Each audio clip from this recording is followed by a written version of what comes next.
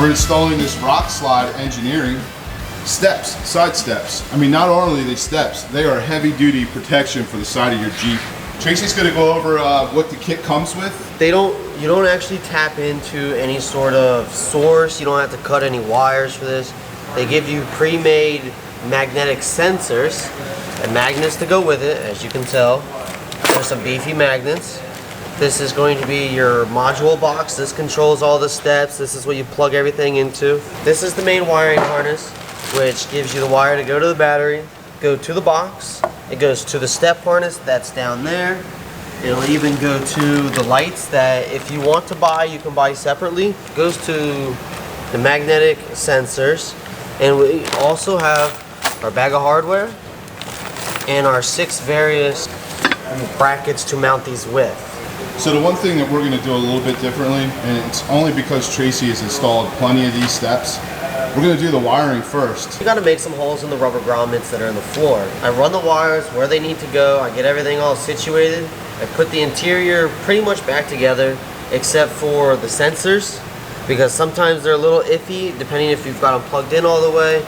And I don't always pull the sticky parts off the magnets until I've got all the steps wired up. But when you do the wiring first, when you're doing the steps, the RTV has time to dry, and you won't actually put your carpet onto wet RTV, which if you ever have to do anything with the wiring harness again, you could potentially pull up the carpet with the RTV and it will make an absolute mess out of your carpet. You can follow the instructions. Yeah, that will work fine too. There's tips and tricks from the JP shop, Beast Projects. You know, he's been doing these for a while. I want to say this is maybe my 7th or 8th pair of steps I've installed. So, and plenty more, because if you guys need a set of these steps, you can contact the JP shop. Information's on the website and in the video descriptions, and they'll get you hooked up. You can get it shipped to your house. You can come here, have them install it. Tracey will do the install for you. Now Tracey's power harness to the battery, and he's gonna route that wire. What we're gonna do is we actually separated the factory wire loom, this plastic loom. They got push locks right here. Basically, you're gonna take a pick and just pry down on the one end, pop it open, and then we're gonna put that harness from Rock Slide Engineering right in there. And it's actually gonna fit perfectly because it's gonna come out right here at its end. And it's gonna be nice, hidden, protected. And we're just gonna fish that all the way along. Take it. We got the wire mostly hidden in there. We're gonna leave it a little bit loose right here for now until we plug everything in, and we'll just put this inside the factory loop. Tracey's gonna be using a step bit to drill a hole through the manual plug. And that's where we're gonna route our wiring through to the interior of the vehicle.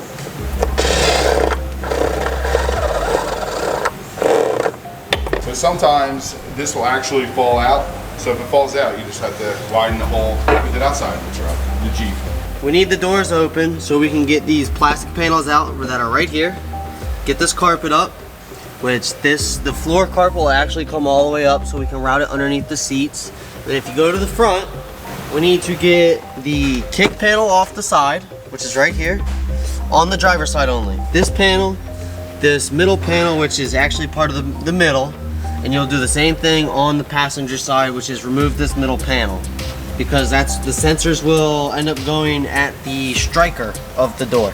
And so the way that these plastic panels come out, you gotta pull it from the back and pull it towards you. It's got a little hanger on it. 2 bolts for this plastic panel. There's a bolt right here. There's a bolt hidden somewhere back here, which I don't know where it's at the moment. These things are made to pop off so you can take your doors off. Yes, this is the easiest part to pop off. The rest you gotta unscrew it. Once you get this, it's kind of a nut, screw, I don't know what you want to call it. Nut. There's gonna be a plastic one that's in the back, that's in this area, but you can just pull the panel away from it. And in order to get this panel out, you need to push towards the seat and kind of separate it. And then the same goes towards the front. You just kind of pull it away from where it's mounted. You might have to wrestle with it a little bit, but it'll come off. There we go. And in order to get this actual plastic panel out, you need to undo the door strap. There we go, to free it up, and then the door plastic piece will come right out. And I normally put these in the back of the customer's vehicle just to make sure that they do not get damaged, scratched, or broken while I'm trying to do an install, along with whatever is in the front of the vehicle, such as carpet, if it's cloth, or like a WeatherTech type carpet. I always put it in the back so nothing gets broken. We're gonna take this plastic cover off right here, and one of the best tools, definitely a set of plastic trim tools. It'll prevent you from scratching things as often, or to as little as if you were using a Phillips head screwdriver, a flathead screwdriver. Once you get that plastic piece off, take this out. This is the same thing, and this will need to kind of get loosened up a little bit, but you can tell that there's clips down here. You undo the clips. So the front is completely loose, as you can tell, and now I need to do the back. Pull this away, and just like that, we've got this separated. And you're gonna be stuck on all the clips that are on here. There we go. Untuck this part of the carpet, which easily just pulls out, because this is where you're gonna be running one of the door sensor wires. Is up through here and right underneath this. All right, so now we're gonna move over to the other side. We're on the passenger side, which is pretty much the same exact procedure. You gotta make sure that you take off almost everything that you did. You don't necessarily need to take this off. You can kind of unclip it and get it out of the way, so then you don't have to take or deal with any of all the clips that are up there. This carpet, guys, when it's brand new, all this is attached. So it's pre-slit to make it easy to cut. So you can actually peel this carpet all the way back or totally remove it. In case you are wheeling hardcore, you get into a mud puddle and your carpet is soaked in mud, you got mud in it, you can easily just take the carpet out with the slits that are already in it, which are here. You pretty much have any slits, you've got them here. You've even got slits around the footpieces on your seat, and they're even attached by little clips. So your carpet's actually not gonna go anywhere if you undo the seam. So it's one of the things that Jeep makes really easy for the carpet, and one of the things that's really nice about all the Wranglers. So you just easily unclip this, you pull the carpet up towards you, and it easily just pulls apart. Oh, would you just look at that? There's gonna be little spots that are a little tougher than others. That's where it's still attached, but most of it's already pre-cut through. So mainly at the ends and a little bit in the middle. Which, if you don't want to do this for your install, you don't have to. You can just pull the carpet up. You can pull the carpet up and just kind of move it out of your way, but when you do it this way, it makes the install 10 times easier, and it will make your life easier in the future. Now that we've got this carpet split, you can easily just pull it up, pull it through, up to here, which will reveal our plugs that we need to put holes in once we get all the wire in here. With these plugs right here, you definitely want to seal them back up. You don't want the elements coming inside your Jeep cabin. Definitely don't want that. Main block will actually go where Steve's resting, underneath the seat. It'll get put underneath the seat. You can either 3M it, you can screw it in, but what I like to do, I like to just put some 3M tape on all four to make a square on the block, and then I like to just stick it on there so then it doesn't make any noise or rattles. You will find the shorter end for your passenger step. It'll be really close. You'll know which one's for the passenger side and which one's for the driver's side. But you'll put it up underneath the carpet, underneath the seats, and all the way to the passenger side. Once you've kind of got it thrown over there, you can look at the wiring harness side that you have over here. You'll have pretty much a bunch of wires with one single wire, which is going to be this one. This singular wire right here will go up through here. You can I normally zip tie it to this wiring harness and onto the side, and then go to the front, and this is where our power will connect up to the firewall that we already drilled a hole through. This is the rough look of it. I normally just keep it underneath the seat, so in case you've got any kids or any passengers in the back, they're not going to be stomping on any wires. They're not going to be potentially ruining anything, because things happen and this is the safest way to do it. Once we've got most of the wires ran, this is where you're gonna run your light wire and your step wire. Take the plug out first and then feed the wires through the hole. I do that so I can get all the wires all where they need to be, so then I can just go ahead and zip tie them up and get them out the way. And then all I have to do is take out the step light and the power light and just put them through the hole that we're gonna make in this rubber plug. One thing to note, guys, with the instructions, all these wires are coded. They're labeled, they're color coded, and they tell you exactly what they're for and where they go. And the instructions are very detailed and they're colored. If you print them colored. If you print them colored, yeah. If you have a color printer. They don't actually send instructions with these, but you can always look on, you can always just pull the instructions up on your phone, on your tablet if you're doing it at home. Then you don't have to worry about wasting paper or your inks. For the passenger side, we look at the instructions. White and blue is the rear door sensor, which is the short one. And if you compare it with the other one, which is green and gray, which is the front. So you've got a short one, which is the rear, and you've got the long one, which is the front. Color codes on the driver's side. Door sensor for the front is yellow and orange, which is this one, which is significantly long. And then for the short one, it is going to be purple and orange, which is a lot shorter than the other one. So short in the rear, long in the front. All right, so we're gonna break into the door sensors, which in the bag it already has one of the, it has the main switch. We'll just put that aside for right now.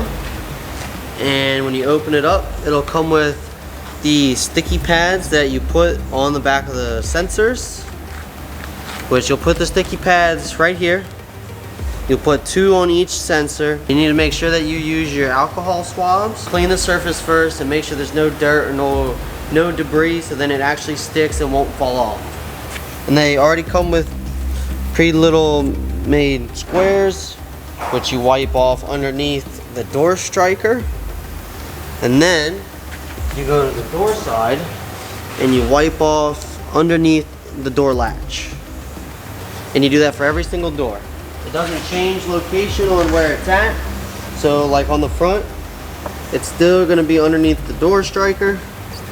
And then it's still gonna be underneath the door latch for both sides. Now that we got our double-sided 3M tape on all of our sensors, you take off the sticky side and you grab it this way. You wanna have the sensor wire going into the cab. Or, you know, I'll call this a cab. it's a cab, Jeep cab. Yeah. Yeah. So then, when you have your carpet pulled up, you will get this other sticky tape. You'll pull this off, and what you'll do is you'll put it approximately like this. You can put it wherever you want. This is where I like to put them. And then you can run it up underneath, so that this wire will stay there. It's not going to go anywhere, and you're not going to run a chance of pinching it because of this foam. The front, we've got the same type of deal. You grab the backing piece off, and then you stick it underneath the striker right there, and then you kind of slide this back so you've got enough room to work. And then you will put it up here into the corner and then out into the back. And this won't get in the way of this plastic piece or anything. It'll nicely just clip there. You're just gonna repeat that on the other side. We're gonna put some holes. We only need one hole. It's gonna be pretty much about the size of this carbide bit. There's many different ways you could do it, but the fastest way I found is just to use a reamer. I don't know what the real name is, but I just call it the reamer with a carbide bit. And you just kind of push into it, and you just kind of spin it. Like a Dremel tool would almost do something. A Dremel could do it too. This is pretty much, I know you kind of just want to be able to put your finger in it. This is as big as you'll need it because it's rubber. It'll stretch around, and then you just do the same thing to the other one. We've got our hole in our rubber grommet. Pull them out of the hole, so now we can just easily put them in. A little tip is to push this down so you don't potentially overextend it backwards or break it off. So you just push it through, We got one through, and then you just get the other one, and you just simply just push it through here, and then there you go. But one thing is, you got to make sure that you get the wires through the correct side, because if you accidentally put the wires on this side, you're never going to be able to actually get the rubber plug in there. So once you get them in there, just try and make sure that you push them in towards yourself on both sides, just so you're not getting stuck on anything. And then you can easily just put the rubber grommet in. And it's as simple as that. And then we'll go ahead and add some RTV into there so everything's sealed. And the thing with this side, guys, there is a gas tank. Tracy was saying, I accidentally shut off the recording on this side, so you definitely want to try to fish it towards you as you're feeding it down through there. So you see Tracy siliconing the holes now.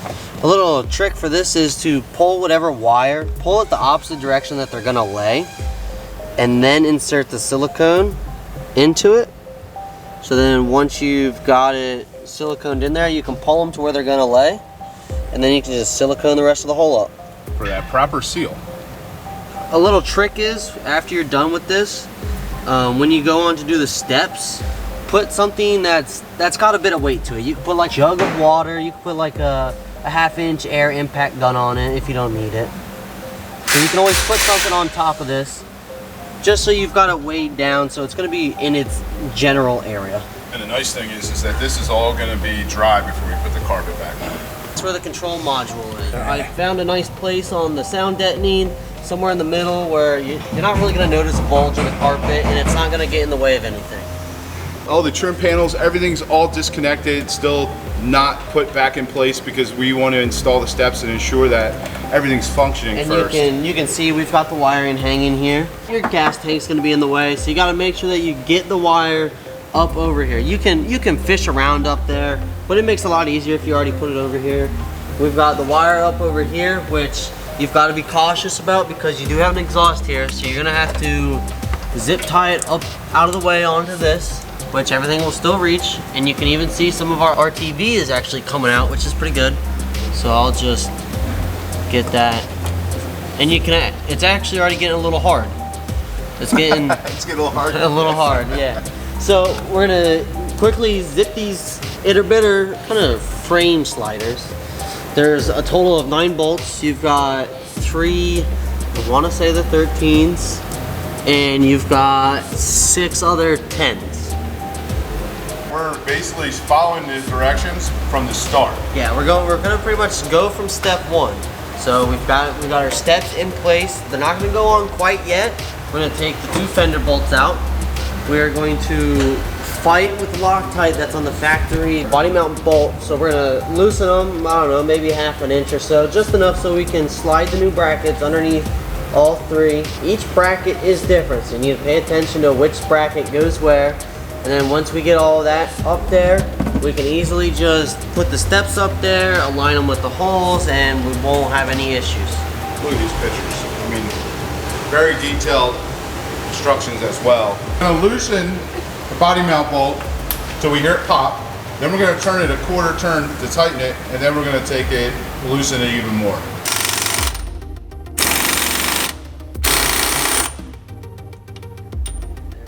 Actually, wasn't that bad with the gun.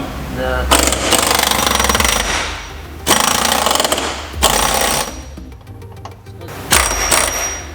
So you're going to loosen 3 on this side and 3 on the other side.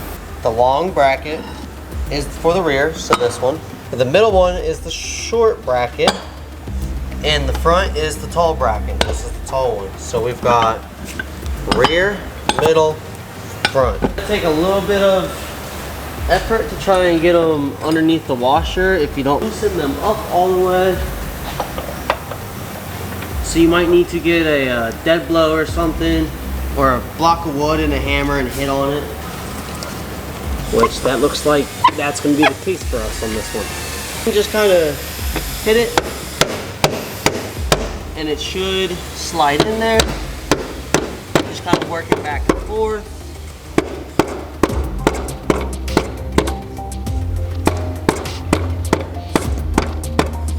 This passenger side rear one we had a little bit of difficulty with, so we're going to give you a little tip. So if you look at the bolt, these are threaded. so the washer physically doesn't go down any further. So got several different holes in our table which accommodate different sized body mount bolts. So if you grab a large socket that is large enough to fit around the actual bolt, you just hit it.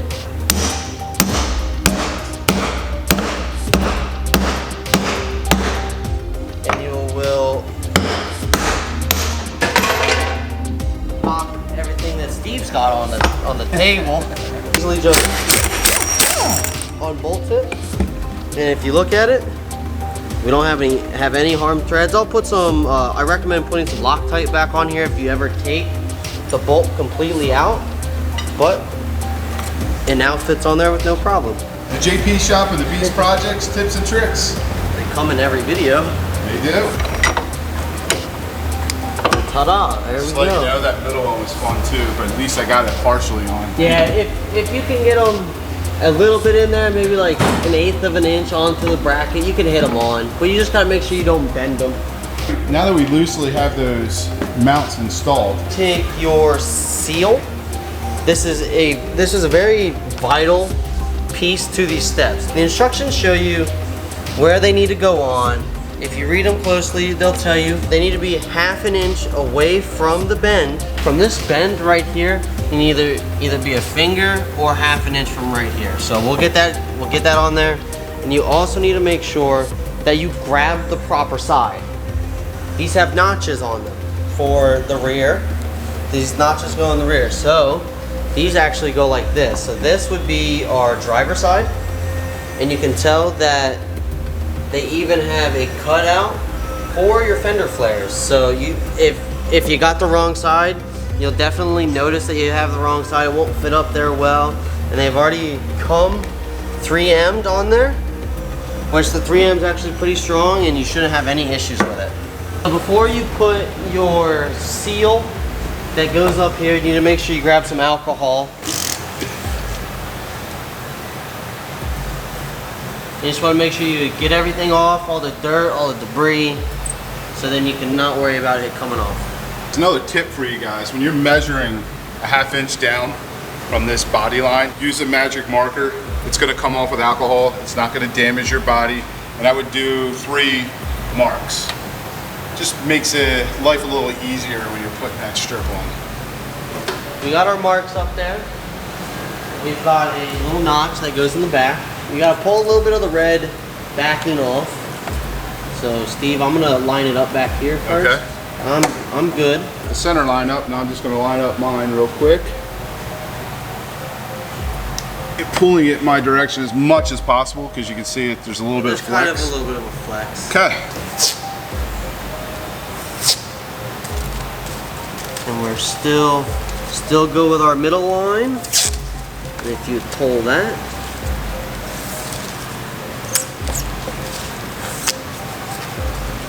See, as I'm pulling, I'm pushing it up at the same time. And then once you get closer to this end, you're gonna sort of pull them both at the same time. I can't do it with one hand, so I'll have Tracey do it.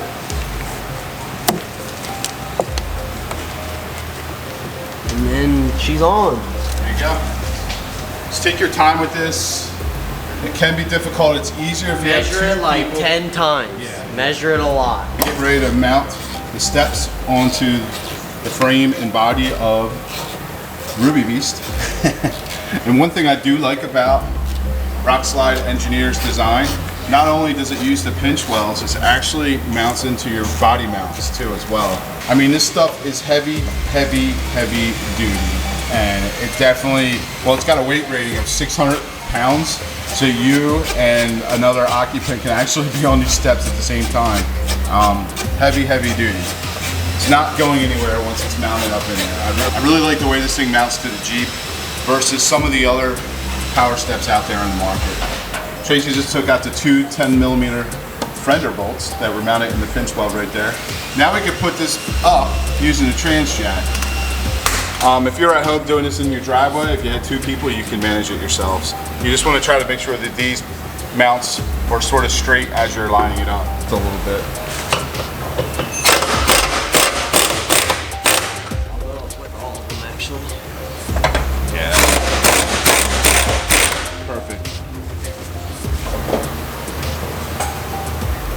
I'm in already. Yep, we're in. You gotta make sure you've got the rock slider and the seal pretty much butted together, which right now it's actually butted together pretty well. So once we get this rock slider sucked in, it'll push up against the foam seal and the piece of metal, which will then sandwich it in between the body and the slider. I think it's a nice barrier between the body of the Jeep and to protect it from the elements coming down inside there. We've got our fancy bag of hardware. We've got the bolts for the body mount brackets, and we've got the nuts and washers for the pinch weld studs. So we're about to completely bolt everything up on the rock sliders, and we're almost there. We're almost done. 2 of the studs on each side are smaller than the rest of them. So you need to make sure that you don't put the larger one on, because it physically won't suck down. And you got to make sure that you don't try and put the small ones on the bigger studs. Oh, there you go, I see it. There it is. The middle one is the 2 big ones. Oh, that could be why it wasn't lining up. That would be why it's not lining up. It wasn't quite in all the way. So the front one, the very front stud's the small one. If you've got somebody around that's got tiny hands that can either go through this hole or from up top with small fingers, that would be perfect. So we're gonna install them, suck this into the body line, and then finish installing the bolts to the body mounts. Our brackets aren't actually lined up right now. So what you do is you kind of get something up in there and pry the bracket where it needs to go without damaging the threads or anything. You just have to be very careful. And once you get that aligned, you should be able to put your bolt up in there, which it's in there. And then you can do the same thing for the rest of them. And then we're just gonna repeat this process with the rest of the 5 mounts. Yep. You had to count it in your head. I was like, I got all these bolts started. Why didn't you tighten them up all the way yet, Trace? well, so the reason why I didn't tighten them yet, you can suck the step the rest of the way with the nut. So you wanna tighten the nuts first that are on the step so it actually sucks it all the way in. And it could potentially push in your brackets a little more, and it'll get it more settled, and then you'll really suck out the bottom with the body mounts. So Tracy's got all the nuts, the pinch welds all tightened up. So he's tightened up the body mount bolts, and then he's gonna do the body mounts. The nuts on the inside, the big ones are 13 mils, the little ones are 11 mils, and these ones are 13. To make your life 10 times easier, if you've got some ratcheting wrenches, they fit up here perfectly, because there's not a whole lot of room to get a ratchet and a socket up in there. Especially since a shallow socket won't work, so you're gonna need it deep if that's the route that you go. Tracy's running the body mount bolts, and then we're gonna torque them down to 80 foot-pounds. Yes, sir.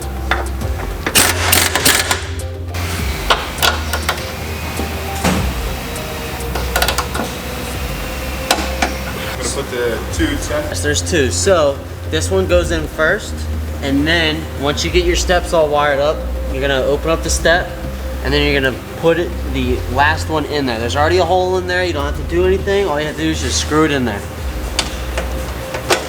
2 plugs that we ran in from underneath. We've got a male and a female, and it's already keyed. So all you have to do is just plug it in, and then what we'll do is we'll most likely zip tie it with the existing harness that's up here. You won't be able to see it, but if you put your hand up there, you'll know.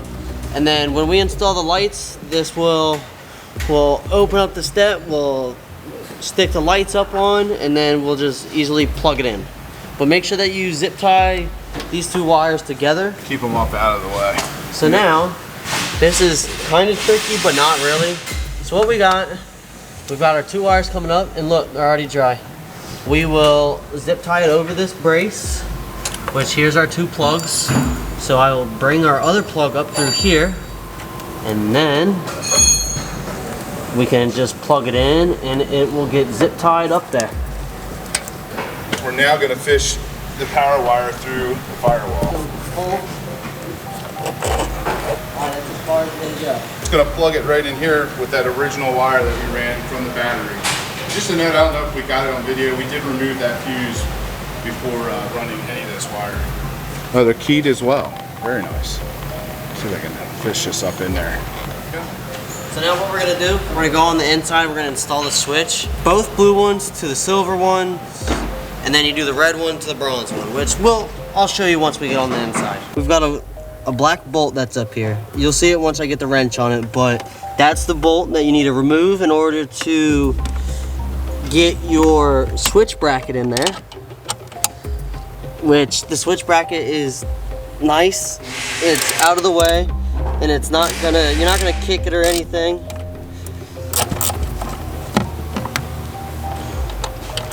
Alright, so now that this bolt's out, notice on the OBD2 bracket, there's actually 2 holes. There's also 2 holes on the switch mount. There's a little nub up there. It's right here. This nub is what aligns the OBD2 bracket and will also align your switch brackets. You gotta make sure the nub's in the small hole along with the OBD2 bracket. We've got the OBD2 bracket installed, and we've got the wire for the switch bracket installed. So now what we're gonna do is we're just gonna plug in the switch. If you look on the actual harness, there is you could use an empty one if you've got this one and it's empty to put the open terminal on there. And if the light turns on constantly, all you need to do is just switch your 2 red wires.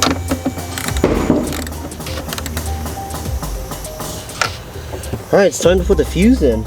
We put the fuse in a really nice place. This is right on top. You don't have to dig through any wires just to get to it. So we didn't get them to open, which means our switch is turned off. And turn our switch on.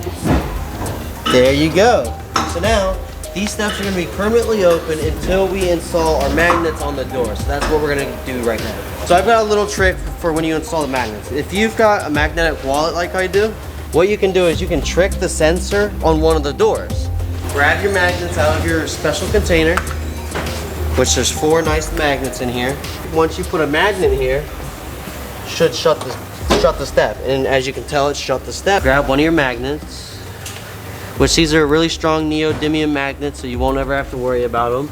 You put them on without taking the sticky tab off, and you shut it. If it's in the right spot, it'll shut. So we know that this one's in the right spot. So now we can go to the back one, remove the magnetic wallet, and then we can put our magnet where it goes. So if that's in the right spot, you wait a few seconds and the steps should go up. And there you go. That's how you know what magnet is giving you an issue. Or a manual way to do it is to just unplug whatever switch that you're not trying to use. So if you're just trying to do the front door, unplug the rear switch until you get it in the right place. And then once you get this in the right place, you can plug the sensor back in, and then you can work on that magnet. That's pretty cool. Man, lots of cool tips and tricks for this install. Once you get an idea of where it goes, since you're the one that put it on, you should know what general area it goes in. You take off the little 3M tab, you stick it there, but I don't recommend pushing on it yet until you make sure that's where it needs to be, which we're not gonna know until we shut the front one, which that's where it needs to go. So we can open the door up and just push on it. Use a little bit of force on there, just because it's 3M sticky tape. We're gonna do the same thing because we know this one works. You can even see it says 3M, so you know it's the good stuff. Just pull it off, put it back without pressing on it, and it goes right up. And now you can open it, press it on there, and we can do the same thing to the other side.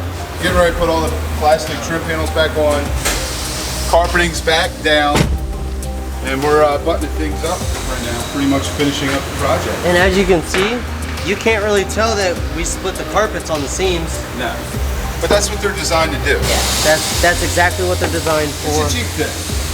Yeah. It's a JP shop thing. Silicone, that grommet right there, we ran the power line up to the battery from the interior of the Jeep. And then we're going to install the lights. Just getting that other 10mm bolt in. Put the step down. slides back up on the lip before we install the lights. You'll notice that's painted. It's the fender bolts. So we're just gonna prep the area where we're gonna install the lights with some alcohol. It's gonna angle out towards the actual steps and ground, so you have good visibility getting in and out.